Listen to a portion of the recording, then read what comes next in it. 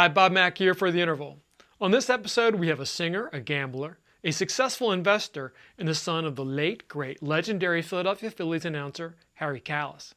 He's Kane Kalas, and Kane talks about singing and recording his new album, High Hopes, a genuine tribute to his father, which is comprised of Harry's favorite American big band and show tune standards.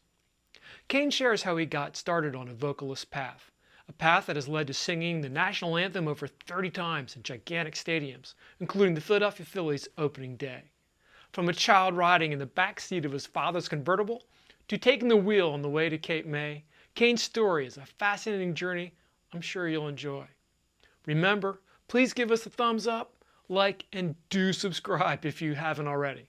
Finally, we appreciate and review all of your comments. Welcome to the program, The Interval Philadelphia, where the artist tells their story that's between the notes.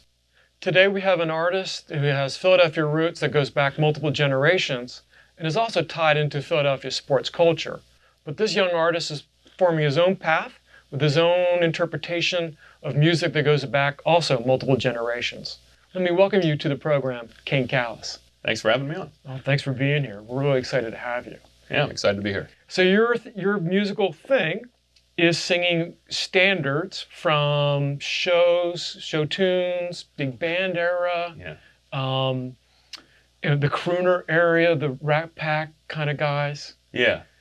I love it's kind of the golden age of music, right? And I just love that stuff. I actually was classically trained growing up as a vocalist. And so I started with more opera, operetta, musical theater, but I always loved listening to the big band stuff. And then as time went on and I got into a studio, I started to do more and more of the big band, more and more of your, Sinatras and Dean Martins and Louis Armstrongs. And I just always loved that stuff. And I love performing it.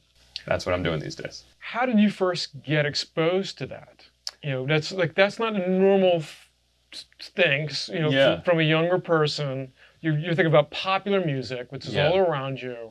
So we don't hear that kind of music on the radio or in the culture. Well, it was often, always right? playing. It was always playing in my household. Right? Okay. My family loved this music, so I grew up listening to it and having an appreciation for it. And it's only one step away from this kind of more classical musical theater background that I had when I was young. And so it was a very easy transition for me to go from this like classical style of singing to this a style of singing that has classical elements, but is very different. I mean, growing up, I perform mostly on stage, not in a studio. And it's quite a bit different once you get into that studio setting. The microphone really picks up on everything, and it's a much more intimate setting and environment to sing in. I want to get into that, like the microphone technology and all that aspect in a little bit. But part of why you're kind of present and interested in talking about what you're doing is that you're releasing new music, if I'm not mistaken. Yeah, absolutely. So I got an album coming out April 6th on Phillies opening day, actually. I'll be singing the national anthem at Citizens Bank Park for Phillies opening day, which will be the 8th consecutive year they've asked me to do that for opening day. So it's become kind of a tradition in Philadelphia. Love it. And on that day, I'll be releasing my album, which is titled High Hopes. And High Hopes is one of the songs on the album. And it's a tribute to my father, who was a sportscaster for the Philadelphia Phillies for 36 years.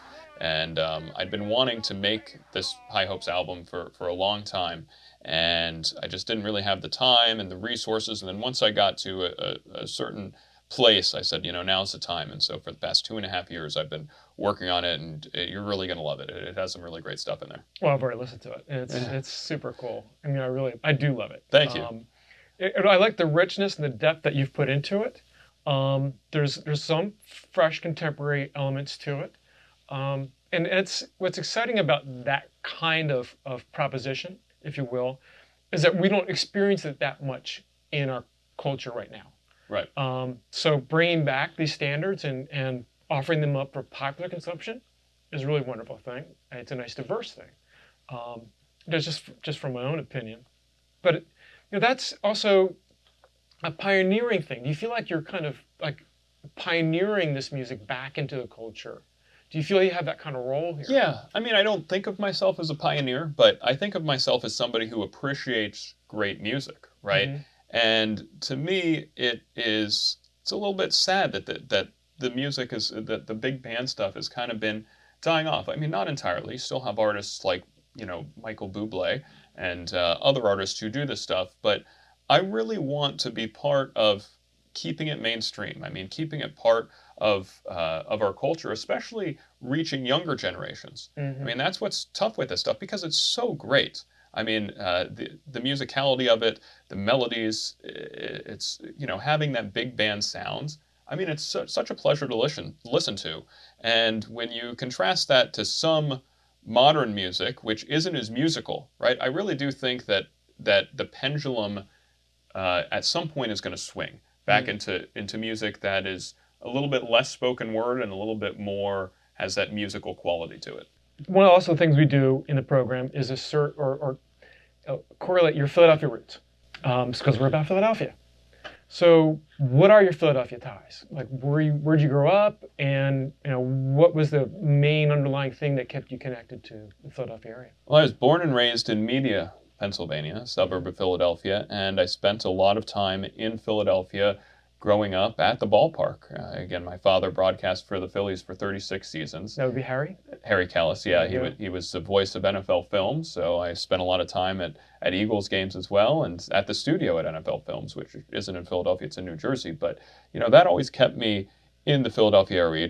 We'd go to see many shows in Philadelphia. The first stage show I ever saw was at the Forest Theater in Philadelphia. It was Phantom of the Opera, and that's when I fell in love with stage plays and with musical theater. And that's kind of what got me hooked. And that's when I started to sing because I always knew, I inherited my father's speaking voice to some degree. I mean, nobody has his speaking voice, but I had a bigger speaking voice. So I always knew that was there. And my brother Todd broadcast for the Houston Astros. Right. He has a great speaking voice as well, but I didn't know if it would translate into a singing voice. So after seeing Phantom of the Opera, I decided to be part of my middle school musical. In fact, it wasn't much of a decision. I went to such a small middle school that they forced you to be part of the musical. So I'm like, well, if I'm going to do it, I might as well try to do it well. And I went and got vocal training from a local voice coach, a classically trained opera singer. Right. And the rest was history. Then I just fell in love with singing and with performing. Was there? And you kind of got ahead of me because I was going to press the rewind button. But you've already gone there, which is cool. What was the music like around in your house? And was Harry always singing? He was. Because he sang High Hopes. That's the idea of the album. I mean, it's a tribute to my dad, and every single song on the album has special meaning to my dad. And most of these songs were songs that he sang. Mm-hmm. If you worked with him at the ballpark, you've probably heard him sing a number of these tunes. In fact, On the Way to Cape May, which is on the album, there was a documentary made about him, and he's just humming and singing On the Way to Cape May when he didn't even know they were recording, right? As he's just walking by, it was just guys and dolls. When I introduced my dad to a friend of mine in school growing up named Nathan, he'd say, "Good old reliable Nathan." That's just who he was. I mean, he just loved this stuff and would sing it all the time. That's awesome. Yeah.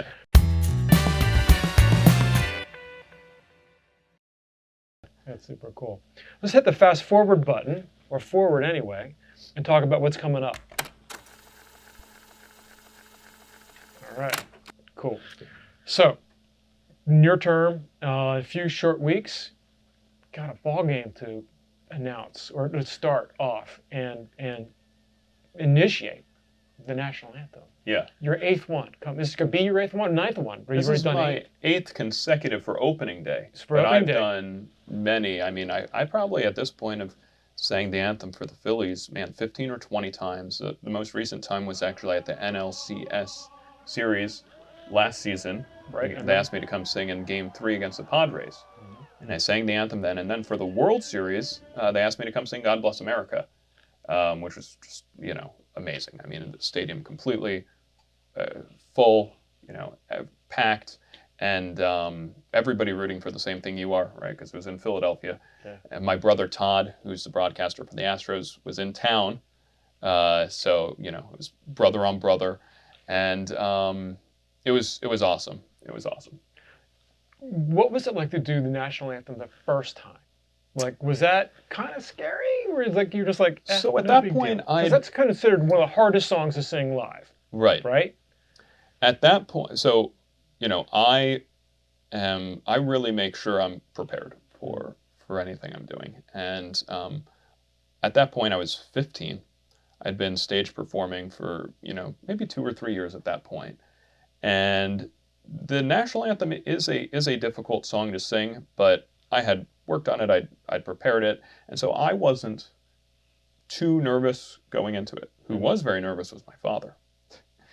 He was super nervous, and I get out there, I do the anthem, and it was televised, and they were going back and forth from me to my father, and you could just see the whole time he's like, "Oh man, I hope this goes well."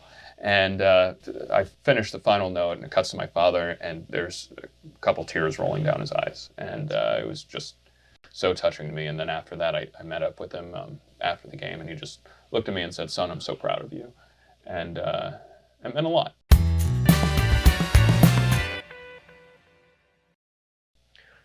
Do you feel that Philadelphia is a good area to launch that kind of endeavor? And where do you intend to make this kind of like a home base for you? What is your strategic plan in kind of doing that?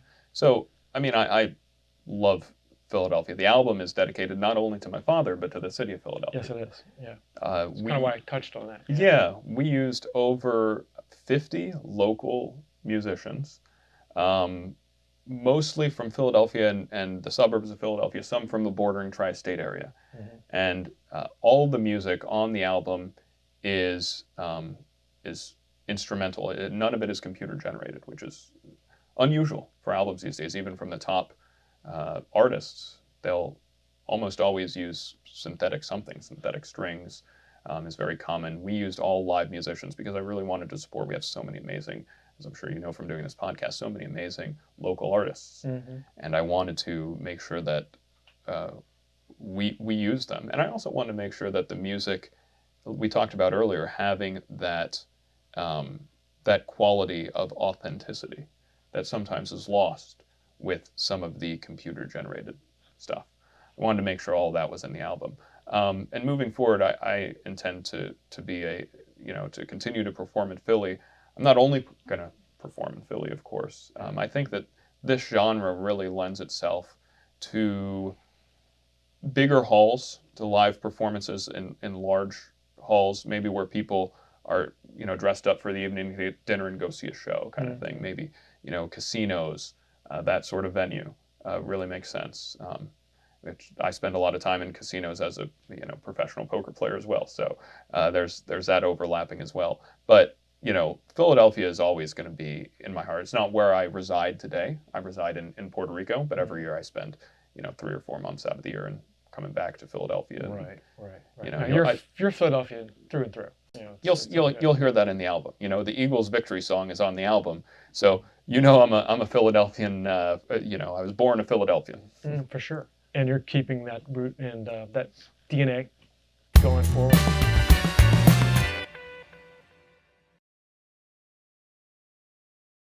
But I will say that one of the songs on my album, "Luck Be a Lady," is inspired by obviously my career as a poker player. When I landed in Vegas for the first time when I was 21 years old to go play the World Series of Poker, I got a rental car and I played "Luck Be a Lady" and on the way to my hotel.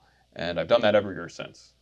And now I'm in a fortunate situation where I have the ability to play my version of "Luck Be a Lady," and it really pumps me up for what's to come for the series. And the other thing I will say that is similar between the two worlds is we were just talking about dedication. I mean, to be successful at that level in poker, right, requires so much commitment and so much dedication. There's only so far you can get with innate, natural talent. And I think the same thing is true of music. Sure. Do you have to make a choice going forward, or will you do both? Oh, I'm gonna do Or both. you're going to do both. I'm gonna do both. But you're going to do a lot more in the music as time progresses, and we're going to see a lot of you on the stage and more music to be produced. I've had less time to travel to different poker stops to play some of the tournaments I otherwise would play or used to play. I've been less active in the televised cash games simply because music has taken up some of that time. But I still, make sure I go to the World Series of Poker every year. I still play online very frequently, and I'll continue to play poker and do music. And then, of course, these days, markets and investing is a big part of what I do as well. And I'm a workaholic, so I'm gonna make sure I continue to do all of it. But the music is really, it's a lot more enjoyable to me. I've been doing poker now for over a decade, and I don't not enjoy playing. I mean, compared to any other job, it's a great job, right? But when I'm singing, when I'm working on music, when I'm writing new music, when I'm working on my voice, when I'm working on performing, I really, really enjoy that. So it's easy for me. Great. Well, it certainly comes out. And Thanks. we're really excited about your new album coming out on April 6th, which is opening day of the Phillies 2023 season. It's the home opener. The home opener. Yeah. The home opener. Right. Opening day could be they're on the road. Yeah. Thank you for that clarification. But you know what matters? Opening day at home. That's Exactly. all that matters. And we're really excited to see you sing the national anthem and have your album come out. Thanks for being on the program. Thanks for appreciate it. Yeah, it's fun. There you have it. Kane Kalas. Great name, great music, new kind of genre for old people, old kind of genre for new people. And give it a listen. You're gonna love it. I hope you enjoyed that interview with Kane Kalas. You can find High Hopes on Amazon Music and streamed on your favorite platforms. Remember to subscribe to be notified when the next interval episode featuring remarkable musical talent from Philadelphia is released. I'm Bob Mack. Thank you for watching. See you next time.